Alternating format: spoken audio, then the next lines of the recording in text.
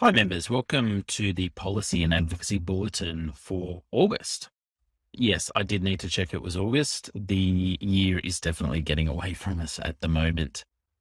We want to just give you a quick update on everything that's going on at the moment. It has been a little bit quiet as we've changed over from the former government to the new government, and they have started to get their feet under the desk.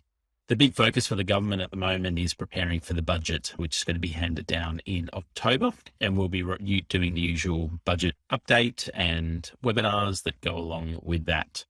And we'll give you more details closer to the time. But kind of everything else is a little bit going a little bit slow at the moment. Just in the last week, we've seen the minister announce that there will shortly be a consultation on the 10-year experience pathway, as well as a review of the broader professional standards framework, including the Code of Ethics and the exam standard. We've also seen the minister release a terms of reference for reviewing the ASIC industry funding model. As you'd be aware, we're currently in a freeze with that ASIC industry funding model, that we've had a reduced rate for the last 2 financial years. The most recent bill for the last financial year should be with you shortly. But we've got a problem that for this financial year, we are now on the hook again for the full amount of the ASIC industry funding model. So we're actually starting a campaign to ask for the freeze to continue until the funding model is reviewed and the new model is put in place, because otherwise we're paying for expenses that don't necessarily relate to you and your practice, which is what the industry funding model is designed to do.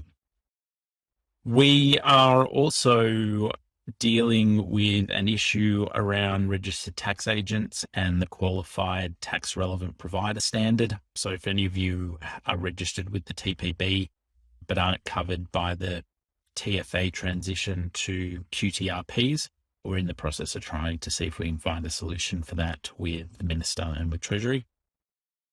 And then finally, the big thing that's going on at the moment is the quality of advice review.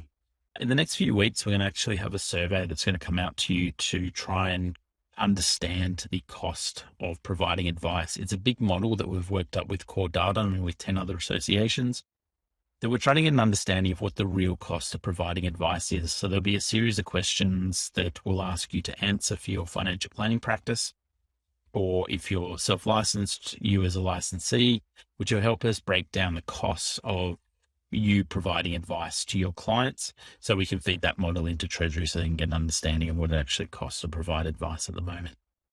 Additionally, we understand there'll be an issues paper released around the end of the month or early September, and we'll be consulting with you on our submission that we'll be doing to that. We'll have about a month to do that, so we'll have a series of questions and discussions that'll come out. So please look out for that towards the end of the month. That's more or less it for the moment. If you've got any questions or you've got any feedback for us, please go to community and we'll be happy to answer your questions. We'll be happy to take your feedback, and we'll have a few threads going for the topics I mentioned here today. Have a great week, have a great month, and we'll see you for next month's Policy and Advocacy Bulletin.